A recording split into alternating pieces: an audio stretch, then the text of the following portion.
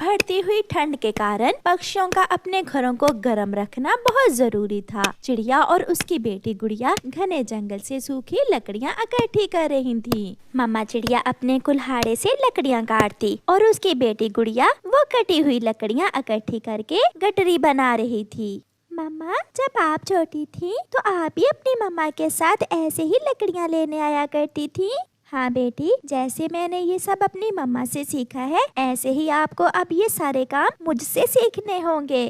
कालू के बच्चे, उठो और जंगल से सूखी लकड़ियाँ ले आओ। ऐसा ना हो कि जंगल से सूखी लकड़ियाँ ही खत्म हो जाएं। काम काम काम, जब देखो कोई ना कोई काम। तुम तो मुझे आराम भी नहीं करने देती हो। ऐसी ठंड में हम दोनों ही मरेंगे अगर सूखी लकड़ियाँ इकट्ठी ना की तो। वो चिड़िया हर रोज अपनी बेटी को साथ लेकर लकड़ियाँ लेने जाती है। फिर कालू कौवा अपने घर से निकलता है। वो उड़ता हुआ जा रहा था कि उसकी नजर चिड़िया पर जाती है। वो चिड़िया के पास जाता है। चिड़िया चिड़िया, मुझे कल से तेज बुखार है, प्लीज आप मुझे अपनी सूखी लकड़ियाँ दे दो। ये सब तुम्हारे काम ना करने के बहाने हैं। आलसी कौवे, चल भाग यहाँ से। आप अपने लिए खुद से लकड़ियाँ भी तो काट सकते हैं। छोड़ो बेटी, हम इसके मुंह नहीं लगेंगे। 2 लकड़ियाँ क्या मांग ली? चू चू ही किए जा रही हो छोटी चिड़िया। देखूंगा तुम भी कैसे इन लकड़ियों से आग जलाती हो। चिड़िया अपनी लकड़ियाँ उठाकर वहाँ से चली जाती है।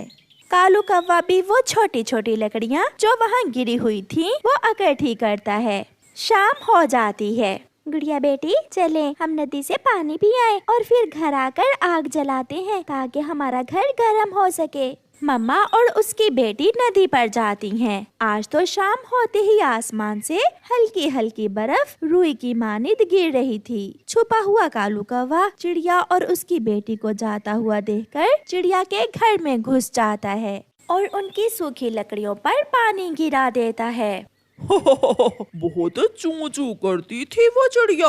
अब मैं देखता हूँ वो कैसे इन गीली लकड़ियों से आग जलाएगी। कौवा वहाँ से भाग जाता है।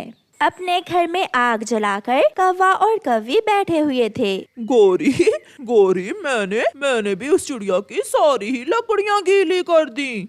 कालू, बहुत मजा आएगा जब चिड़िया रोती हुई हमारे घर आएगी। गुड़िया बेटी, मैं कब से आग जला रही हूँ मगर लकड़ियों को आग लग ही नहीं रही। मम्मा, मगर हमारी लकड़ियाँ तो सूखी हुई थी, फिर इन लकड़ियों को आग क्यों नहीं लग रही? मुझे लगता है हमें इन लकड़ियों को आग लगाने के लिए कुछ छोटी लकड़ियों की जरूरत होगी। मैं अभी अपने पड़ोसी से कुछ छोटी और सूखी लकड़ियाँ मांग कर लाती हूँ। चिड़िया कबूतर के पास जाती है। कबूतर भैया, मुझे कुछ छोटी लकड़ियाँ दे दो। मेरी लकड़ियाँ बड़ी हैं, शायद गीली भी, उनको आग नहीं लग रही। मेरी बेटी को ठंड लग रही है। चिड़िया बहन, मेरे पास तो लकड़ियाँ नहीं है, मेरे पास तो हीटर है घर में। चिड़िया वहाँ से चली जाती है। चिड़िया कौवे के पास जाती है। कौवे, क्या तुम्हारे पास कुछ छोटी और सूखी लकड़ियाँ हैं? चल चल भाग यहाँ से, बड़ी आई लकड़ियाँ लेने वाली। मैंने कहा था ना कि तुम भी उन लकड़ियों से आग नहीं जला सकोगी।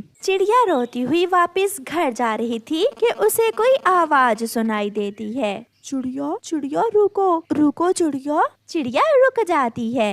मैं जंगल की परी हूँ, ये सब उस दुष्ट कौवे ने किया है। उसी ने तुम्हारी सूखी हुई लकड़ियों पर पानी गिराया है ताकि तुम ठंड से मर जाओ। जंगल की अच्छी परी, वो मेरा पड़ोसी हमेशा मुझे तंग करता है। जो किसी का बुरा चाहे हमेशा उसका अपना ही बुरा होता है। आप ये हीटर ले जाओ, ये जादुई हीटर है। इस हीटर से तुम्हारा घर मिनटों में गर्म हो जाएगा। ये सुनकर चिड़िया बहुत खुश होती है और वो जादुई हीटर लेकर अपने घर चली जाती है। अब उनका घर अच्छे से गर्म हो चुका था। मम्मा, अब तो हमें लकड़ियाँ भी इकट्ठी नहीं करना पड़ेंगी। ये जादुई हीटर तो कमाल का है। हाँ बेटी, उस कौवे ने हमारा बुरा चाहा मगर ऊपर वाले ने हमारी मदद की। फिर वो माँ बेटी अपने गर्म घर में मीठी नींद सो जाती हैं। सुनाओ सुनाओ चिड़िया, रात कैसे गुजरी? मजा आया हम कौवों से उलझने का। तुम्हारी लकड़ियों पर पानी मैंने ही गिराया था।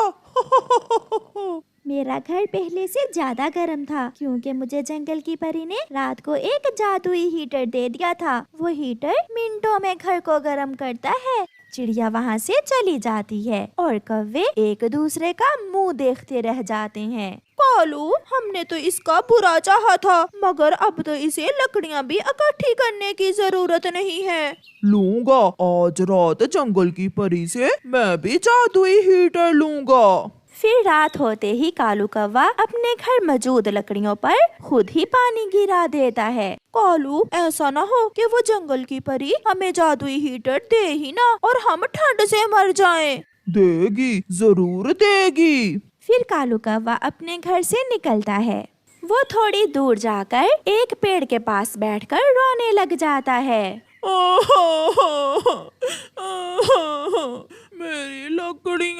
मेरी लकड़ियाँ गीली हो गई हैं। मैं मर जाऊंगा। मैं और मेरी पत्नी मर जाएंगे ठंड से। कोई मेरी मदद करे। ये सुनकर जंगल की परी वहाँ आ जाती है। कौवे, मैंने सब सुन लिया है। क्या तुम भी एक अच्छे पक्षी हो? हाँ, मैं बहुत दयालु हूँ। मैं बहुत ईमानदार और मेहनती हूँ। मेरी मदद करो जंगल की परी। कौवे, क्या तुमने कभी किसी को परेशान तो नहीं किया? ना ना, माँ ने कहा था कि कभी किसी को तंग ना करना बेटा।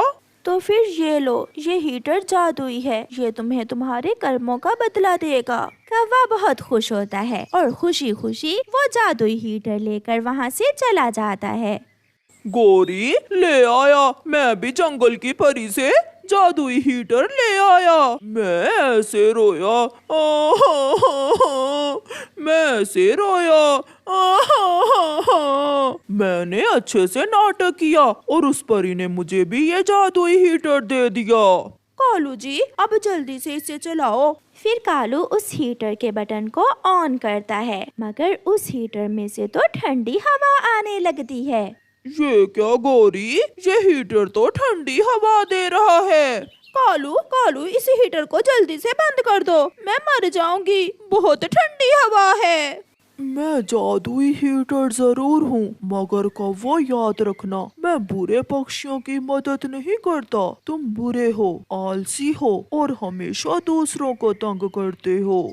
फिर कौवा और कौवी सारी रात ठंड में मरते रहते हैं और वो कांप कांप कर रात गुजारते हैं, क्योंकि उन्होंने तो अपनी लकड़ियाँ भी गीली कर ली थीं। प्यारे दोस्तों, इस कहानी को लाइक करना बिल्कुल मत भूलना। आपका धन्यवाद। पुराने जमाने की बात है, दूर किसी जंगल में सभी पक्षियों ने अपने अपने घरों में फलदार पेड़ लगाए हुए थे, जिससे उन्हें भोजन की कोई भी चिंता न होती। तोते का अमरूद का पेड़ हरा भरा था और उस पर बड़े बड़े मीठे अमरूद लगे हुए थे।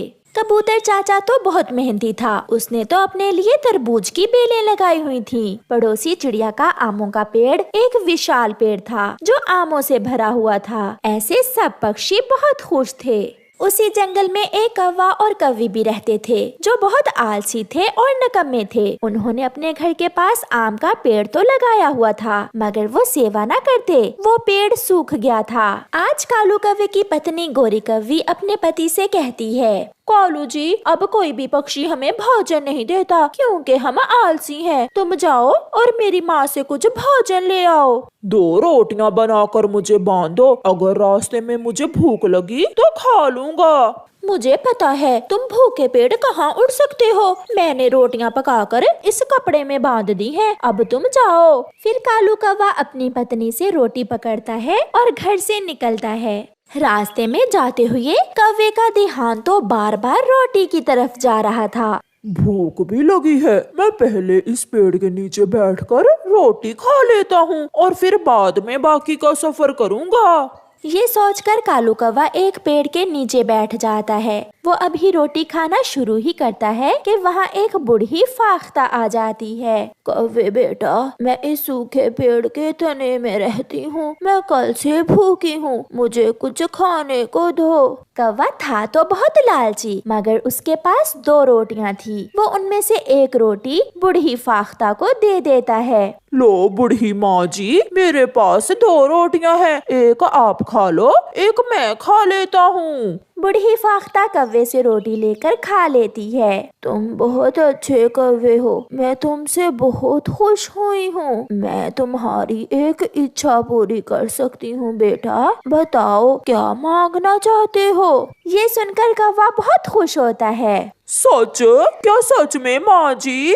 हाँ कव्वे बेटा, मांगो, तुम क्या चाहते हो। तो माँ जी, मेरे घर के पास एक आमों का पेड़ है, वो सूखा हुआ है, आप उसे हरा कर दें और उस पर मीठे मीठे आम भी लग जाएं। जाओ कव्वे बेटा, तुम घर जाओ। तुम्हारे घर पहुँचने से पहले पहले तुमने जो मांगा है तुम्हें मिल जाएगा। कालू कौवा खुशी खुशी वहाँ से घर वापिस उड़ता है। दूर से ही कौवा अपना सूखा हुआ पेड़ हरा भरा देखकर बहुत खुश होता है। गोरी, गोरी कहाँ हो? बाहर आओ, जल्दी बाहर आओ।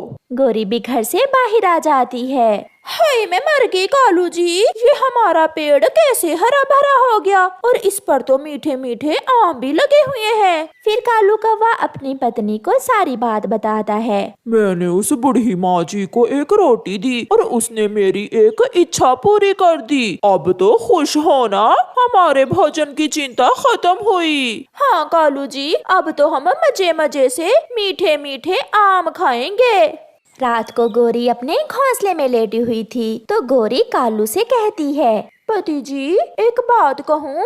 कहो कहो गोरी, क्या बात है? ये घर बहुत पुराना है, क्या हो अगर वो बूढ़ी फाख्ता हमें एक नया और बड़ा घर भी दे दे। इसके लिए तो कल मुझे फिर रोटी लेकर जाना होगा उसी जगह पर। मैं भी कालू जी, मैं भी साथ जाऊंगी। फिर दूसरे दिन वो ऐसा ही करते हैं। कालू की पत्नी एक रोटी बनाती है और वो पति पत्नी रोटी लेकर घर से निकलते हैं। गोरी और कालू कल वाली उसी जगह पहुंच जाते हैं। कालू रोटी कपड़े से निकाल कर रखता है और आवाज देता है, बूढ़ी माँ जी आए और रोटी खा लें। कालू जी क्या आएगी वो बूढ़ी माँ जी? वो सामने वाले पेड़ के तने में रहती है वो बूढ़ी माँ जी, वो मेरी आवाज सुनकर जरूर आएगी। फिर उसी पेड़ के तने में से वो बूढ़ी फाख्ता निकल कर आती है। कव्वे बेटा, मुझे तो आज भूख नहीं है। माँ जी आप खाकर तो देखें, आज मैंने देसी घी वाला पराठा बनाया है आपके लिए। फिर कव्वे के कहने पर वो बूढ़ी फाख्ता रोटी खा लेती है। बोल बोल बूढ़ी माँ जी, अब बोल भी। गोरी दिल ही दिल में ऐसा कहती है, कव्वे और कव्वी, मैं एक रोटी के बदले सब पक्षियों की एक इच्छा पूरी करती हूँ। मांगो, तुम क्या मांगते हो? घर, नया घर बना दे हमारे लिए, ऐसा घर जिसे देखकर सब पक्षी हैरान हो जाए, मेरे मैके वाले भी खुश हो जाए मेरा घर देखकर। गोरी ऐसे एक ही सांस में सब कहती है। आप वापिस जाओ, आपके जाने से पहले पहले नया घर बन जाएगा। ये सुनकर कौवा और कव्वी बहुत खुश होते हैं और वो वापिस उड़ते हैं। उनका घर नया बन चुका था, जिसे देखकर कौवा और कव्वी बहुत खुश होते हैं। चिड़िया, कबूतर और तोता कव्वी और कव्वी का नया घर देखने आते हैं। कालू और गोरी, ये कैसे आपने नया घर बना लिया? क्यों छोटी चिड़िया, हमारा नया घर नहीं हो सकता? हमने आज ही दूसरे जंगल के लकड़हारे से बनवाया है ये नया घर। कालू, अगर इतने ही पैसे थे तुम्हारे पास तो मेरा उधार ही चुका देते। कालू चुप रहता है, मगर गोरी बोलती है, ओए गंदी आंखों वाले मोटे कबूतर, चल भाग यहाँ से। अब हम पहले वाले आवारा और आलसी कौवे नहीं रहे, अब हम अमीर कौवे बन गए हैं। लुटा देंगे तुम्हारे पैसे भी। और मोटी चोंच वाले तोते, अपनी चोंच बंद ही रखना, कहीं नजर ना लगा देना मेरे घर को। सब पक्षी शर्मिंदा होकर वहाँ से चले जाते हैं। कौवा और कव्वी नए घर में चले जाते हैं। गोरी कव्वी तो नए घर में कभी इधर तो कभी उधर बैठ रही थी। कालू जी, मेरी माँ तो ये घर देखकर खुश हो जाएगी। मत भूलो गोरी, ये सब मेरी वजह से हुआ है। तुम तो मेरे सुंदर काले कौवे हो, अब मेरी एक और बात मान लेना। बताओ बताओ पत्नी जी, अब क्या बात है? कल हम फिर एक रोटी लेकर जाएंगे और बूढ़ी माँ से मेरे लिए सोने के गहने लेंगे। कालू चुप रहता है। दूसरे दिन गोरी सुबह सवेरे ही कालू को उठा लेती है। कालू जी, मेरे सुंदर पति जी, मैंने रोटी बना ली है, चलो मेरे साथ चलो। रोटी लेकर कौवे फिर से उड़ते हैं। उसी जगह पहुंचकर कालू और गोरी बूढ़ी माँ को बुलाते हैं। माँ जी, जल्दी से आ जाए, आज मैं आपके लिए आलू वाला पराठा लाई हूँ। नहीं कवि बेटी, आज मैं तुम्हारी कोई इच्छा नहीं पूरी कर सकती, क्योंकि अब मेरी शक्ति खत्म हो गई है। ये सुनकर गोरी बहुत निराश हो जाती है। बेटी, ये पराठा तुम मुझे दे दो, मैं इसे किसी गरीब पक्षी को दे दूंगी, और तुम मुझे बुखार की दवा ला दो। ये कहकर बूढ़ी फाख्ता पेड़ के तने में चली जाती है। बुढ़िया कहेंगी, चल कालू घर चलें, अब हमें इस बुढ़िया से क्या लेना देना। फिर वो वापस घर आते हैं, मगर जब वो वापस आते हैं तो उनका पेड़ भी सूख चुका था और घर भी टूट चुका था। कौवा और कौवी वहाँ बैठकर रोने लग जाते हैं। कालू, कालू, बहुत बुरा हुआ, सब चला गया, जो आया था सब चला गया। वो बूढ़ी फाख्ता वहाँ आती है। लालची और खुदगर्ज पक्षियों का यही अंजाम होता है। ऐसा कहकर वो बूढ़ी फाख्ता वहाँ से गायब हो जाती है। कौवा और कौवी रोते रह जाते हैं। प्यारे दोस्तों, इस कहानी से हमें सीख मिलती है कि कभी लालच ना करो, क्योंकि ज्यादा के लालच में थोड़े से भी हाथ धोना पड़ता है। आपका धन्यवाद।